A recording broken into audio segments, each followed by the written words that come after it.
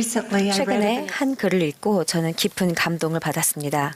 중장년층을 대상으로 하는 미국 마스터스 육상 선수권 대회에서 일어난 일에 대한 글이었습니다. 1500m 경주에 출전한 선수 중에는 100세의 오빌 로저스가 있었습니다. 저자는 다음과 같이 적었습니다. 출발 총성이 들리자 주자들이 출발했다. 시작하자마자 오빌은 꼴찌로 자리 잡았고 경기 내내 홀로 매우 천천히 달렸다. 오빌 바로 전 주자가 결승선을 통과했을 때 오빌은 아직 두 바퀴 반을 남겨두고 있었다. 거의 3,000명의 관중이 트랙을 천천히 도는 그의 모습을 말없이 지켜보았으며 그는 침묵이 흐르는 가운데 철저히 홀로 뛰었다.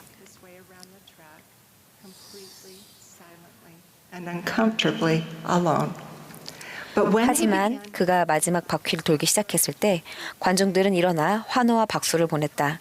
그가 마지막 직선 줄을 접어들자 관중들은 함성을 질렀다. 응원하는 수천 관중의 격려를 받으며 오빌은 마지막 남은 힘을 쏟아부었다.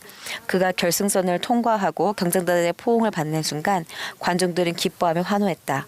오빌은 겸손하고 감사하는 마음으로 관중들에게 손을 흔들고는 새로운 친구들과 트랙을 걸어나갔다. 이 대회는 오빌이 5번째로 출전한 대회였고 다른 대회에서도 그는 모두 꼴찌였습니다.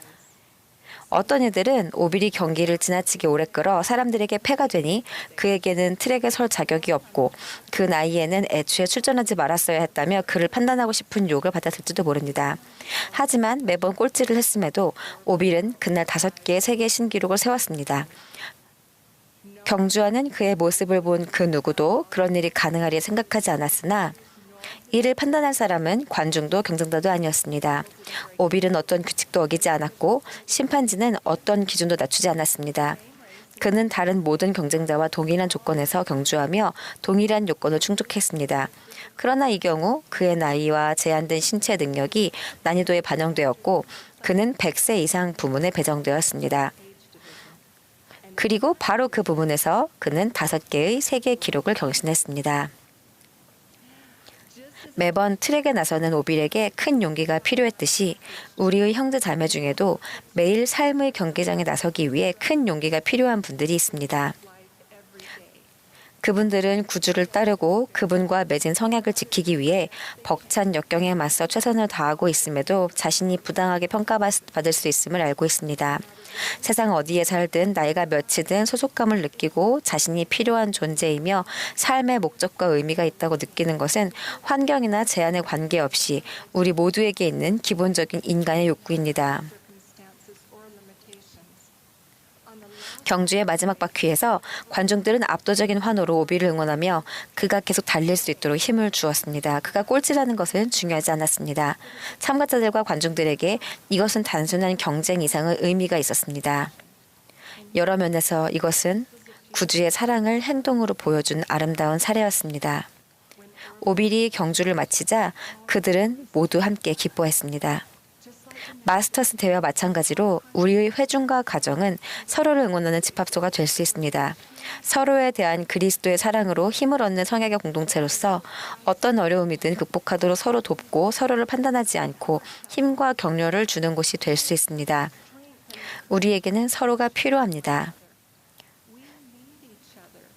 신성한 힘은 단합에서 오며 이 때문에 사탄은 우리를 분열시키려고 합니다. 안타깝게도 우리 중에는 교회 참석이 여러 가지 이유로 종종 어려운 분들이 있습니다. 신앙에 관한 의구심으로 힘들어하는 사람, 사회 불안 장애나 우울증을 겪는 사람이 있을 수 있습니다. 국가 또는 인종이 다르거나 살아온 경험, 세상을 보는 방식이 달라 어울릴 수 없다고 느끼는 사람이 있을 수 있습니다. 아기나 어린아이가 있어 수면 부족과 정서적 부담을 겪는 부모나 부부와 가족으로 가득한 회중 속에 홀로 있는 독신자가 있을 수 있습니다. 또 여러 해 동안 떠났다가 다시 돌아올 용기를 내고 있는 사람이나 자신이 기준 미달이라 절대 소속되지 못하리라는 불안을 느끼는 분들이 있을 수 있습니다. 러셀 M. 넬슨 회장님은 이렇게 말씀했습니다. 여러분의 와드에 이혼한 부부가 있다면, 일찍 귀환하는 선교사가 있다면, 자신의 간증을 의심하는 청소년이 있다면 그들에게 필요한 것은 여러분의 판단이 아니라 여러분의 말과 행동에 담긴 예수 그리스도의 순수한 사랑입니다. 우리가 교회에서 하는 경험은 우리가 주님 간의 또한 서로 간의 중요한 유대 관계를 맺기 위한 것이며 이는 우리의 영적, 정서적 행복에 절실히 필요합니다. 침례를 비롯하여 우리가 하나님과 맺는 성약에는 하나님 가족의 일원이자 그리스도의 몸의 일원으로서 서로를 사랑하고 돌보아야 하는 책임이 내재되어 있습니다. 이는 우리가 해야 하는 할 일 목록에 단순히 체크 표시를 하는 것과는 다릅니다. 그리스도와 같은 사랑과 보살핌은 더 높고 거룩합니다. 그리스도의 순수한 사랑은 자애입니다. 넬슨 회장님은 이렇게 가르치셨습니다. 사랑을 통해 우리는 서로에게 짐을 더하기보다는 서로의 짐을 지게 됩니다. 구주께서는 이렇게 말씀하셨습니다. 너희가 서로 사랑하면 이로써 모든 사람이 너희가 내 제자인 줄 알리라. 넬슨 회장님은 이렇게 덧붙이셨습니다. 사랑은 예수 그리스도의 참된 제자가 지녀야 할 으뜸되는 덕목입니다. 구주의 메시지는 분명합니다. 그분의 참된 제자는 강화하고 고양하며 격려하고 설득하며 복돋습니다. 다른 이들에게 또 다른 이들에 대해 어떻게 이야기하느냐는 정말로 중요한 일입니다. 이에 대한 구주의 가르침은 매우 간단합니다. 이는 남에게 대접을 받고자 하는 대로 남을 대접하라는 황금률에 요약되어 있습니다. 그 사람의 입장이 되어 여러분이 대접받고 싶은 대로 그들을 대하십시오. 다른 사람들을 그리스도처럼 대하는 것은 우리 가족과 회중의 범위를 훌쩍 넘어서는 일입니다. 여기에는 다른 종교를 믿거나 종교가 없는 형제 자매들도 포함됩니다. 또한 다른 나라와 문화권에서 온 형제 자매는 물론 정치적 견해가 다른 이들도 포함됩니다. 우리는 모두 하나님 가족의 일원이며 그분은 당신의 모든 자녀를 사랑하십니다.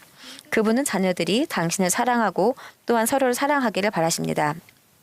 구주의 삶은 사회에서 버림받고 부정하게 여겨진 사람들마저 사랑하고 모으고 북돋는 모범이었습니다. 그분의 삶은 우리가 본받도록 명받은 모범입니다. 우리는 그리스도와 같은 성품을 발전시키고 종국에는 구주와 같이 되기 위해 이곳에 있습니다. 그분의 복음은 체크리스트를 채우는 복음이 아니라 어떠한 존재가 되어가는 복음입니다. 그분과 같이 되어가고 그분처럼 사랑하게 되는 복음입니다. 그분은 우리가 시온의 백성이 되기를 원하십니다. 저는 20대 후반에 심한 우울증을 겪었는데 그때는 하나님께서 존재하신다는 사실이 갑자기 사라져버린 것 같았습니다. 완전히 길을 잃은 것 같다는 말 말고는 그 느낌을 온전히 설명할 수 없었습니다. 저는 어렸을 때부터 하나님 아버지께서 존재하시며 그분과 대화할 수 있다는 것을 항상 알고 있었습니다. 하지만 그 시기 동안 저는 하나님께서 존재하시는지 알 수 없었습니다. 살면서 그런 경험은 처음이었고 저의 기반이 통째로 무너져 내리는 느낌이었습니다. 그로 인해 교회에 가는 것이 힘들었습니다. 저는 그래도 참석했는데 제가 저 활동이나 덜 충실한 회원으로 낙인 찍힐까봐 또 누군가의 관리 대상이 될까봐 두려웠기 때문이었습니다.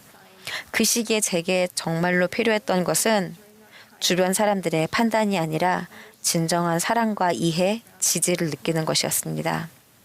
사람들이 저에 대해 할까봐 걱정했던 몇몇 생각들은 사실 사람들이 정기적으로 교회에 참석하지 않을 때 그들에 대해 제가 했던 생각이기도 했습니다. 그 고통스러운 개인적인 경험으로 저는 왜 서로를 불이하게 판단하지 말라는 계명이 주어졌는지에 대한 귀중한 교훈을 얻었습니다. 다른 사람들이 어떻게 반응할지 몰라서 자신의 숨겨진 어려움을 들킬까봐 두려워하며 침묵 속에서 고통받는 사람들이 우리 중에 있습니까?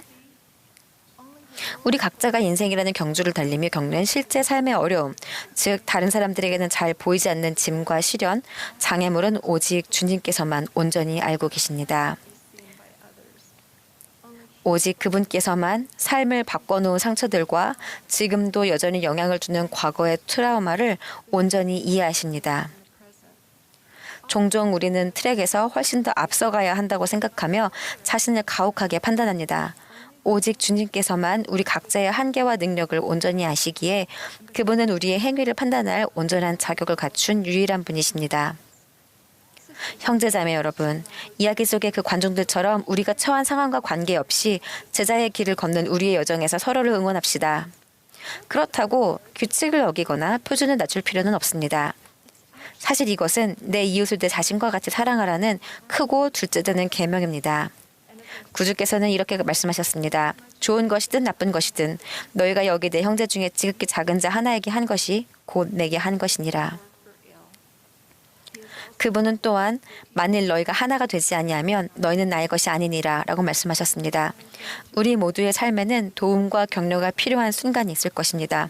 서로를 위해 항상 그렇게 하겠다고 지금 결심합시다.